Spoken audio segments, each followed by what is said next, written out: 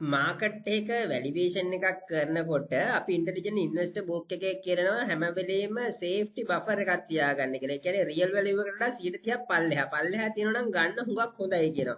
අපි බලමු අද මේ වීඩියෝ එකත් එක්ක සේෆ්ටි බෆර් දෙන කම්පැනි තියනවාද කියලා. අයිබන් කියලා පිළිගන්නවා අපේ YouTube යාළුවෝ හැමෝම ඇත්තටම මේ සේෆ්ටි බෆර් එකක් ගැන කතා කළේ බෙයා මාකට් එක. එහෙම නැත්නම් මේ මාකට් කරෙක්ෂන් එකක් කියන මේ වගේ මාකට් එක පල්ලෙහාට යන වෙලාවක තමයි මේ වගේ දේවල් බලලා හොඳ ඒවා තියෙනවා නම් අපිට කරෙක්ට් කරගන්න පුළුවන්. මේක ග්‍රේට් ඔපචුනිටි එකක් විදිහට දකින්න. මිස්ටර් මාකට් මොන පිස්සුව කෙලියත් ඔයා හොඳට ඉන්ටෙලිජන්ට් ඉන්වෙස්ටර් කෙනෙක් වෙන්න.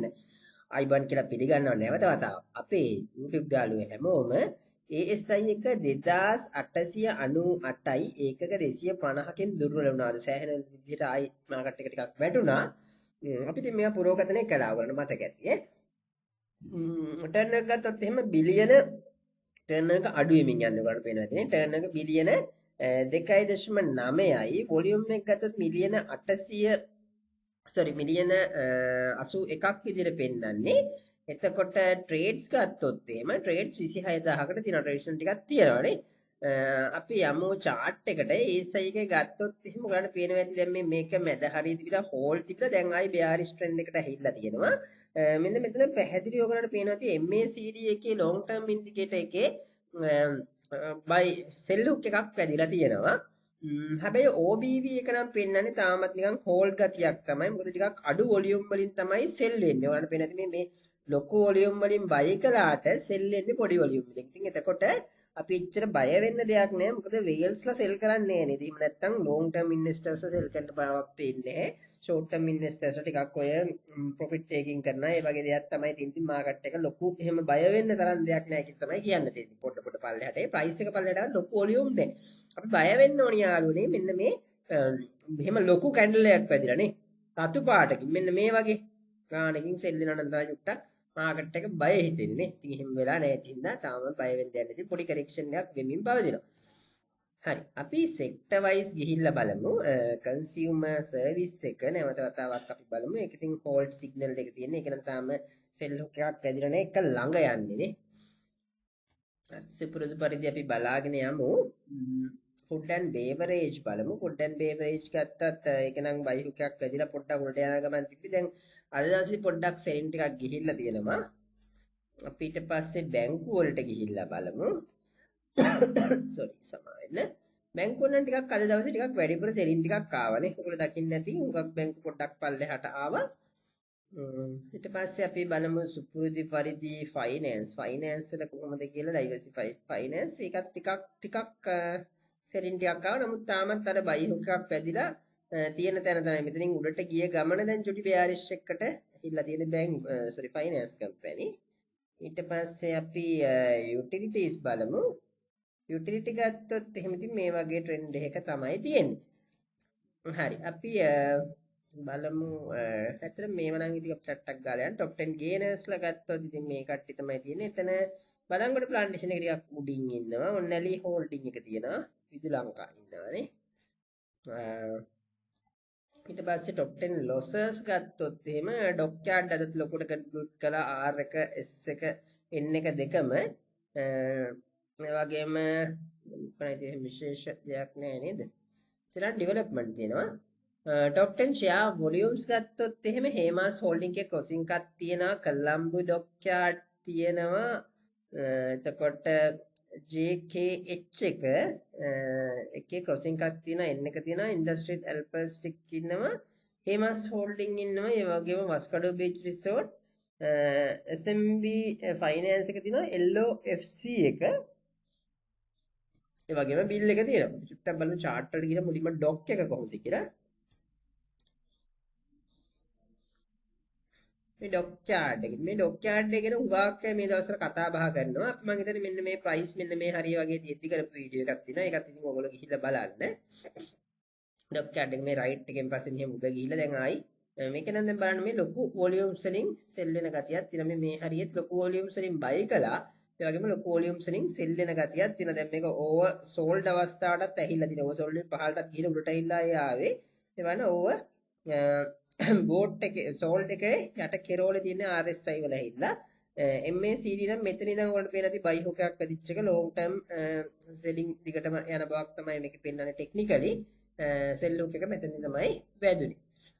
නැවතත් ඔයාලට කියන්න මේ කිසිම වෙලාවක buy sell recommendation නම් දෙන්නේ නැහැ යාළුවනේ. ඔයගොල්ලන්ගේ දැනුම සඳහා පමණයි මේක කරන්නේ. JKH එක බලමු. එහෙම කරන්නෙත් නැහැ කරලා අපිට වැඩකුත් නැහැ නේ. හරි මෙවන් JKH එක නම් ඉතින් දිගටම මේ මෙතන selling ගිය එක පල්ලෙහාට ගිහලා පොඩ්ඩක් buy වෙන්න ලං වුණා. දැන් ඉතින් ආයි ටිකක් selling ටිකක් යනවා ගතියක් පේනවා. හරි අපි ඊට පස්සේ ආයි බලමු HHL එක.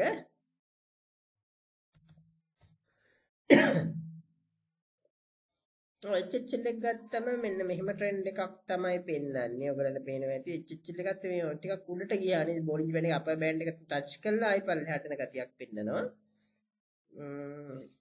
ඊට පස්සේ අපි තමයි LOFC බිල්ඩ් එක බලමු පොඩ්ඩක්නේ. LOFC එකත් කම්පියුටර් ෆ්ලක්චුේෂන් ටිකකට ගිහිල්ලා නැමතත් දැන් ටිකක් අඩු වෙන ගතියක් පේනවනේ. ඊට පස්සේ අපි බිල් එකට ගිහිල්ලා බලමු. බවුන්ස් ඉන්වෙස්ට්මන්ට් එක. බිල් එකෙත් ටිකක් පොඩ්ඩක් උඩට යන්න හදනවා ආයි සෙටින් එනවා එහෙම ගතියක් තමයි තේරෙන්නේ. හරි අපි දැන් බලමු ඊට පස්සේ top 10 turnovers කොහොමද කියලා. ඒකේ ડોක්ටර් R එක තමයි ඊට පස්සේ දින්නේ HHL ටෝකියෝ ටිකක් සෙන් ටිකක් ගිහලා තියෙනවා. ඩොක් එක තියෙනවා HHL එක JKH CALT එක තියෙනවා. ටෝකියෝ X එක සම්පත් එක ලොකුට කන්වර්ට් කරලා AEL එක. පොඩ්ඩක් බලමු. TK ටෝකියෝ X එක නේ තිබ්බේ. ටෝකියෝ X එක ඔයගොල්ලන්ට පේන ඇති මේ මෙතන ඉඳන් අර කුණාටු ඉම්පස්සේ ඉතින් උඩට ගියා. ඒක අද තමයි කාලයකට පස්සේ පොඩි සෙලින් එකක් කරලා තියෙනවා. නමුත් තාමත් අප්වර්ඩ් එක තියෙන මේක හැබැයි ඕවර් බෝට් එකේ උඩ තියෙන්නේ නේ. ඔයාලට පේනවා ඇති. ටෝකියෝ X එක N එකත් බලමු අපි. ටෝකියෝ N එක ඒකෙත් මෙන්න මෙහෙම එකක් තියෙනවා නේ. මෙතනින් මෙහෙම ගිහිල්ලා මේ හරි තියෙන්නේ. උතරම අප්වර්ඩ් ට්‍රෙන්ඩ් එක තියෙන එකක් දකින්නත් ආසයි මේ දවස්වල. ඉතින් ටෝකියෝ දෙක තමයි අපි එහෙම දකින්නේ. ලොකු අප්වර්ඩ් ට්‍රෙන්ඩ් එකක් තියෙන. දැන් කලින් ඔයගොල්ලෝ මතකද දවස් ගානේ දැනික්වා තිබ්බනේ. CLT බලමු පොඩ්ඩක් ආයි.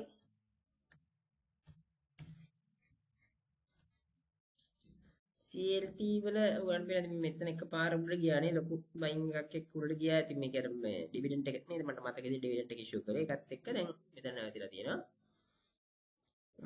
මම හිතන්නේ මේ වගේ ඒවා අපි හැමදාම වගේ පෙන්වන ඩිවිඩන්ඩ් yield කොහොමද කියලා අහෙ මතක් කරලා ඉතින් මෙහෙම මේ වගේ තැන් වලට ගිහින් ඉවරලා වෙනකම් බලන් ඉන්න ඕනේ. මෙයා පුළුවන් තරම් බෙයා කාලෙදි කරෙක්ට් කරන්න තිබ්බයි අවස්ථා තිබ්බා. මේ এডুকেෂන් පර්පස් කියන්නේ එහෙම උනාට ලොකු ඩිවිඩන්ඩ් yield එකක් ගන්න පුළුවන් එකවරනේ. එහෙම ඩිවිඩන්ඩ් yield එක ගත්තේ නැත්නම් ඒ වගේ ස්ටොක් එකක් එතකොට මෙහෙම පල්ලෙහාට උඩ ගිය ගමන් ලොකු ගේන් එකක් අරගෙන උනොත් විකුණලා දාන්න පුළුවන් හැකියාව තියෙනවා. ඉතින් ඒ වගේ ස්ටොක්ස් තියෙනවා.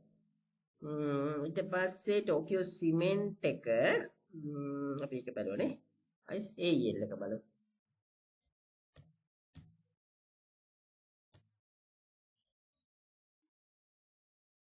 එතකොට AEL එක නම් මේ උඩ ගියේ එක බලන්න මේ ආයෙ ටිකක් දැන් පල්ලෙහාට එනවා සෙලින් ටිකක් එනවා AEL එකේ උඩ තිබිලා පල්ලෙහාට එනවා මෙතන සෙල් ලුක් එකක් පුතු වෙලා තියෙනවා ලොන්ග් ටර්ම් ඉන්ඩිකේටර් එකේ MACD අද මේ බැංකු ටික පොඩ්ඩක් බලමු මම දැක්කා මේ බැංකු වල ටිකක් ලොකු විචලනයන් ටිකක් තියෙනවානේ කන්ට්‍රිබියුෂන් එකත් වැඩි බැංකු වල සම්පත් බලන්න දැන් සම්පත් මෙතෙන්ට ඇහිලා තියෙනවා සම්පත් එකත් ටිකක් ලොකු වොලියුම් එකකින් ටිකක් ලොකුම කියන්න බෑ දැන් මේ වගේ හැටියට දැන් සෙලින් ටිකක් ගිහිල්ලා තියෙනවා නමුත් මේ සම්පත් වල මිල නම් ලොකු වෙනසක් එන්නේ නැහැ. ඔයගොල්ලෝ දකින්නත් ඉතින් සාමාන්‍යයෙන් 140 වටේට තමයි තියෙන්නේ. 140 42 ඒ වටේ තමයි දීලා තියෙන්නේ. මේ අර වොලියුම්ස් එක වැඩි වුණාට මිලේ දැන් අද තමයි පොඩ්ඩක් හරි ටිකක් පල්ලෙහාට ආවේනේ. ඊට පස්සේ අපි බැලුවොත් එහෙම NDB බලමුනේ.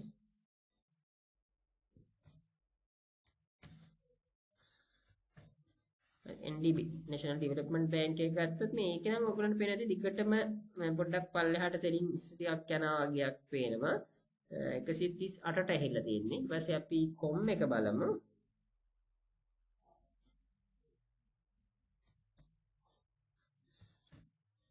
කමර්ෂල් බැංක් එක ගත්තොත් ඒක මේ වගේ කරන් ෆ්ලැට් නේ ඒක එහෙම ලොකුවට මේ වෙනසක් දකින්නේ ඊට පස්සේ අපි ළඟ HNB බලමු ටිකක් ලොකු බැංකුනේ HNB එක ගත්තොත් ඒකේ ට්‍රෙන්ඩ් එක HNB එක ටිකක් පල්ලෙහාට ඇහිලා තියෙනවා නේද? දැන් මේ හරිය 429 වගේ තිබ්බ බෑන්ක් එක දැන් ඇහිලා තියෙනවා 386කට වගේ. අපි බලමු මේ නෙට් ඇසෙට් එක මේ ඒ කියන්නේ නෙට් ඇසෙට් එක true value එක කියලා ගත්තොත් එහෙම growth potential එක නෙට් ඇසෙට් එකට සාපේක්ෂව කොච්චරක් තියෙනවද කියලා percentage එකක් විතර අපි database එක ඇතුලෙන් බලමු අපි. ඒ කියන්නේ net asset එක real value එක නම් price එක කොතනද තියෙන්නේ කියලා ඔච්චරක් දුරට under value ද කියලා ඉවරලා ඒ prices එක ඊට පස්සේ අපි බලමු තාම මොකද PABC එක බලමුනේ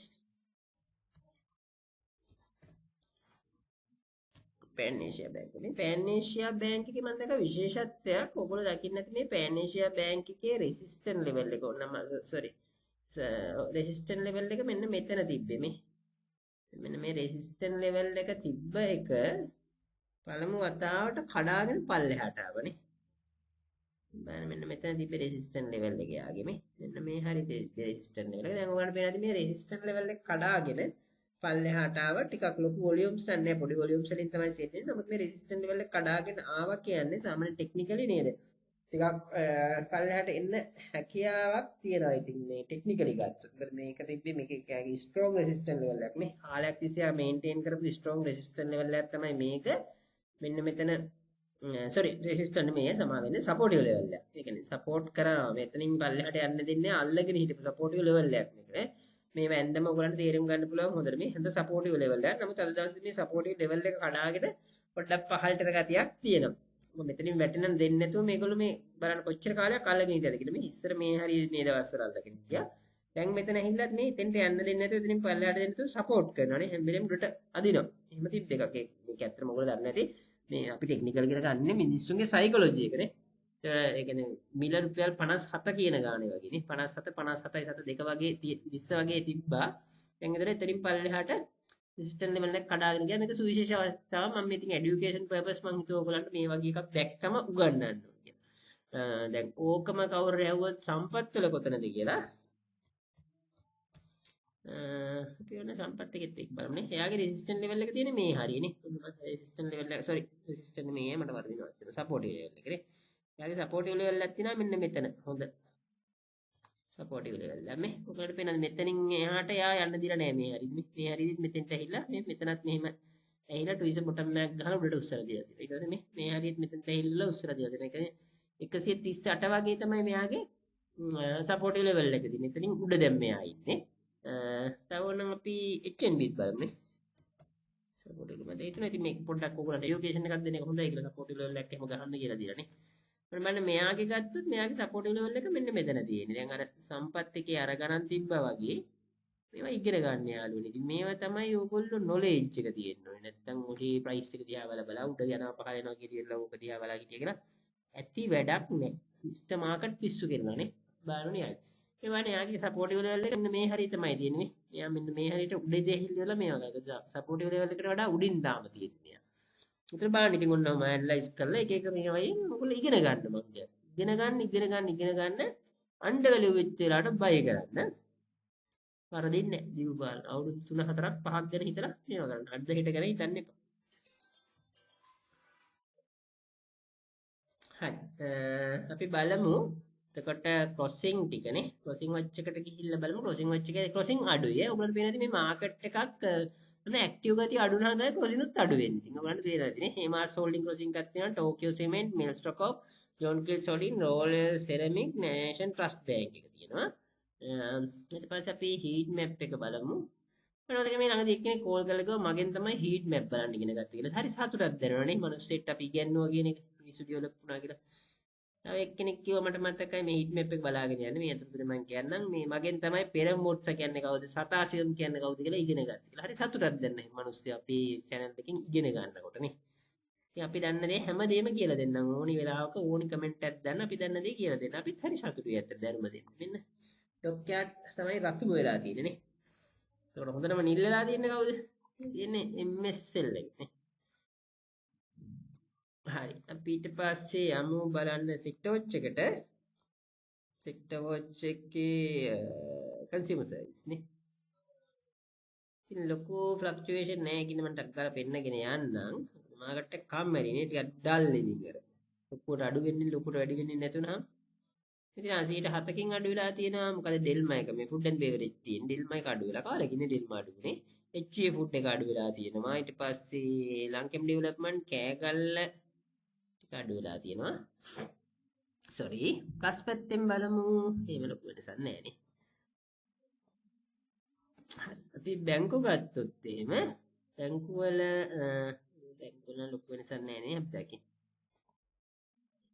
ෆයිනෑන්ස් සෙක්ටර් එක බලනවාද? ෆයිනෑන්ස් එකත් බලන්න නේ. මේ ඔයාලට පේන දිනේ මාකට් එකේ මේ SMB ලිසි නම් කොහොමද සාමාන්‍ය හැම යනවනේ. ඉතින් එක 7කින් වැඩි වෙනවා 7 10කින් වැඩි වෙනවානේ. කේස් ඔන් එකේ 5කින් විතර. ප්ලස් පැත්ත නැහැ වෙනසක් නැහැ නේ. එතකොට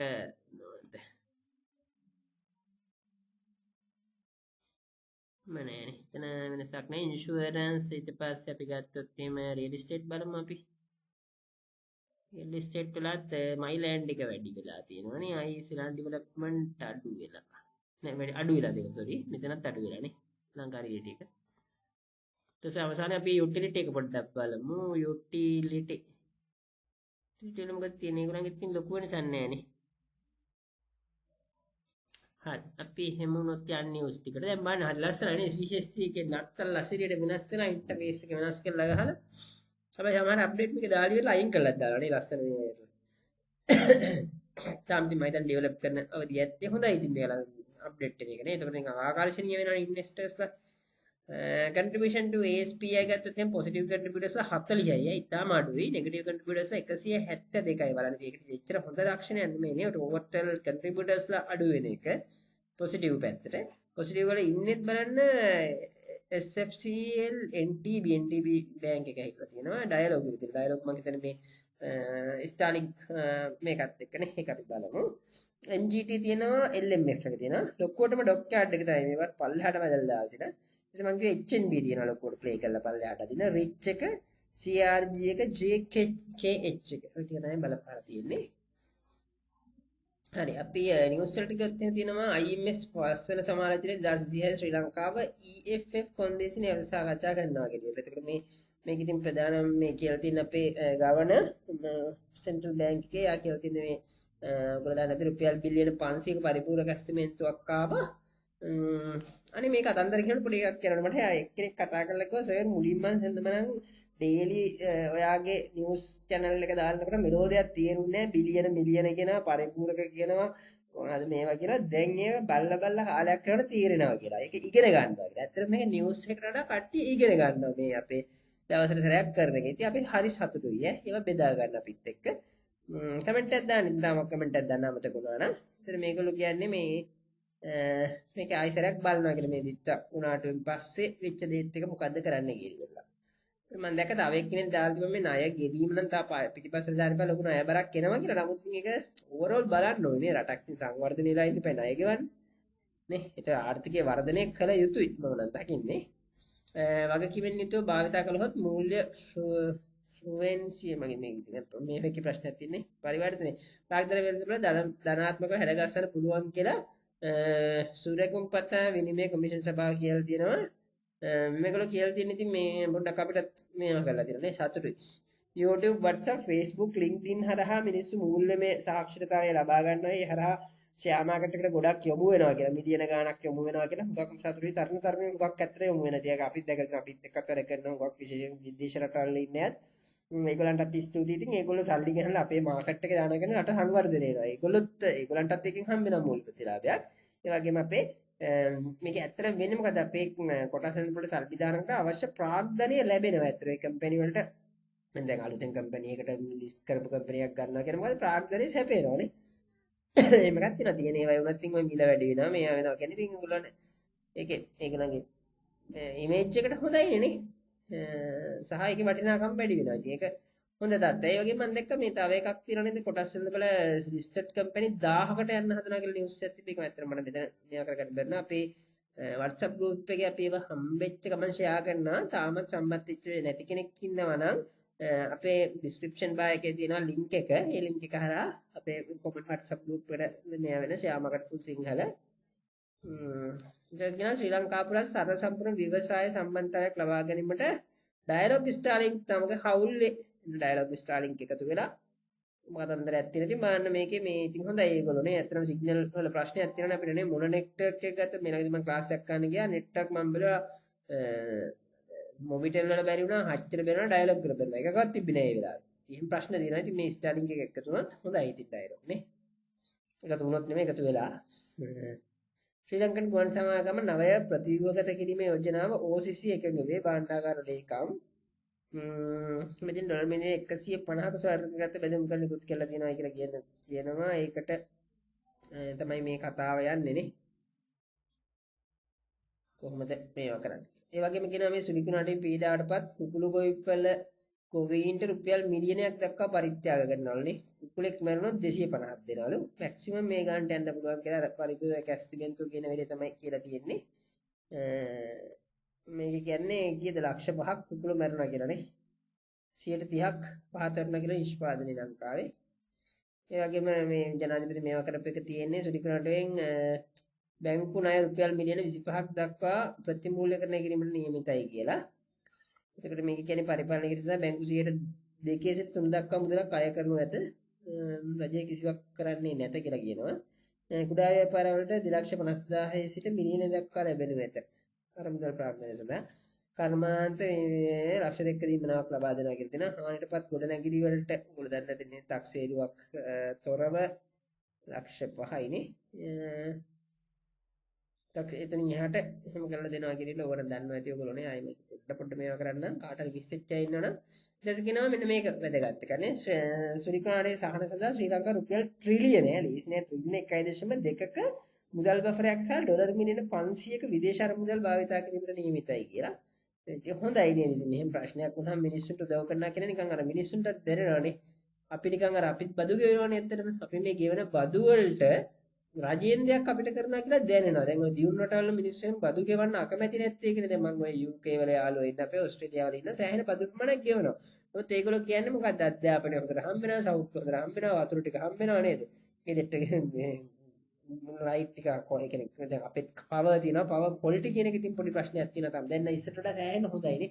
ක්වොලිටි ඔෆ් පවර් කියන්නේ දැන් ඔය ඔයගොල්ලෝ දැන් නැති ජපානයේ හැම විනාඩි 5කටද කොහොදනේ මට මතක නැහැ. වෙලාව ඊට වඩා වැඩි වෙලාවක් කරන්ට් එක ගියොත් එහෙම මේ පාරිභෝගිකයට ගෙවනවා විදුලි බල මණ්ඩලේ. හරි දේ රටේ තියෙන.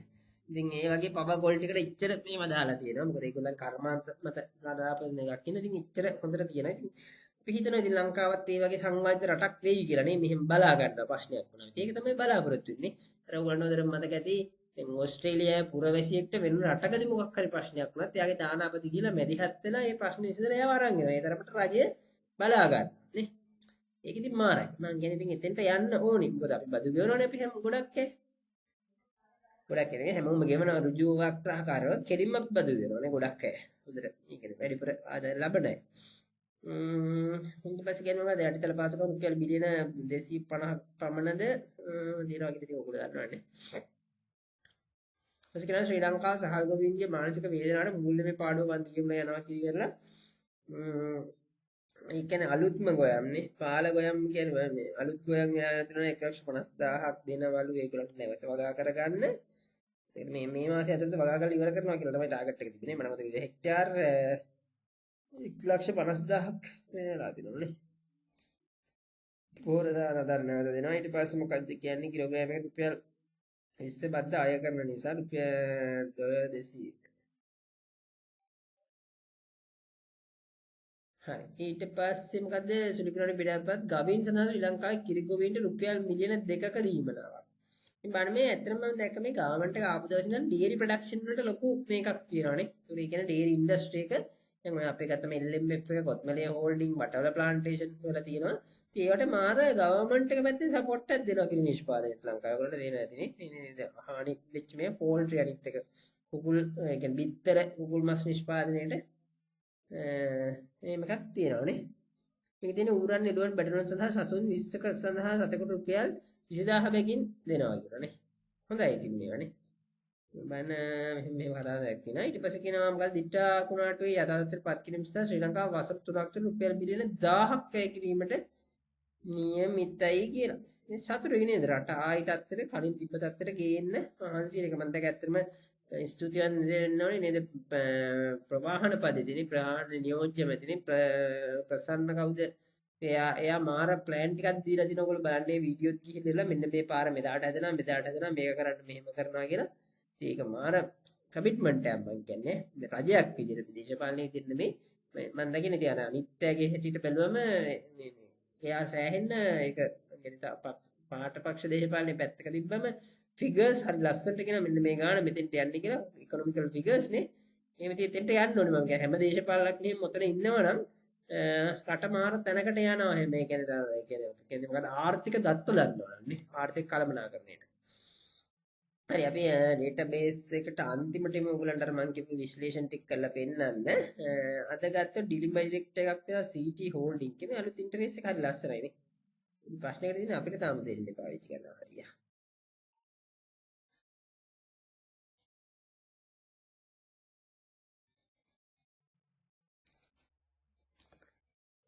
හරි CT හෝල්ඩින් එක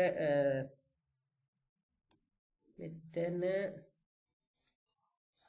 purchase of shares මෙයා purchase කරලා තියෙන්නේ. අය කියනවා මොකක්ද Bank of Zealand එක debenture එකක් issue කරලා ගියා capital කරගන්න. මොනවද තියෙන්නේ අද?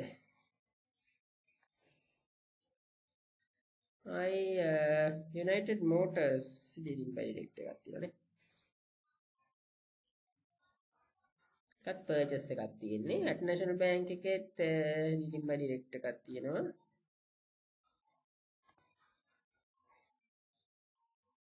ඩිස්පෝස් කරලා තමයි තියෙන්නේ අපි විශේෂ එකක් තියෙනවා නේද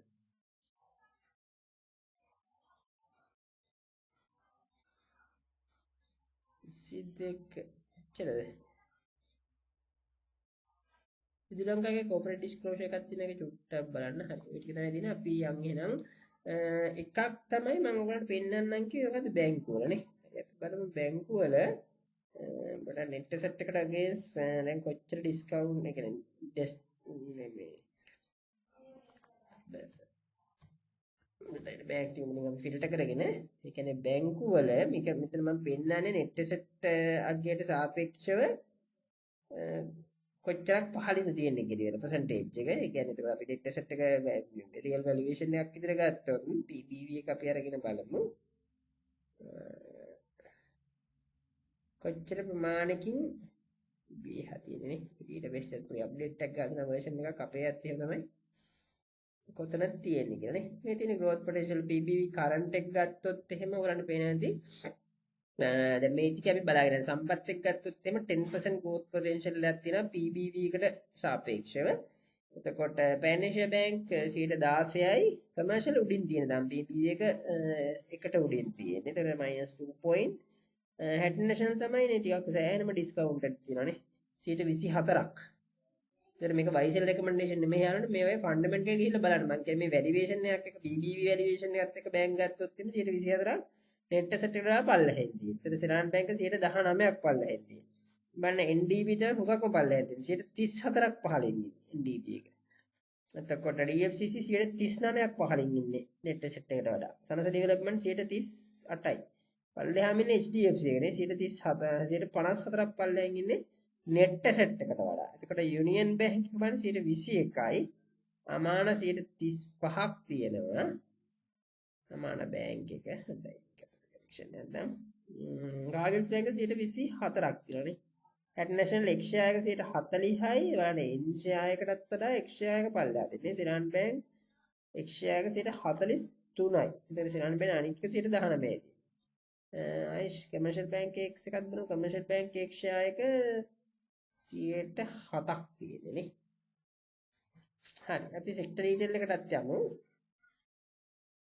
සෙක්ටර් රීටේල් එකට ගියොත් එහෙම PEPBV අපි බලමු මොකක්ද වෙන්නේ කන්සියුමර් සර්විස් ගත්තොත් එහෙම 81.6යි 1.1යි ෆුඩ් ඇන්ඩ් බේවරේජ් ටොබැකෝ ගත්තොත් එහෙම 10.8යි 2.1යි banks ගත්තොත් එහෙම 4.8යි 0.8යි diversified finance 7.8යි 1.1යි utility ගත්තොත් 26.1යි 2.2යි නේ.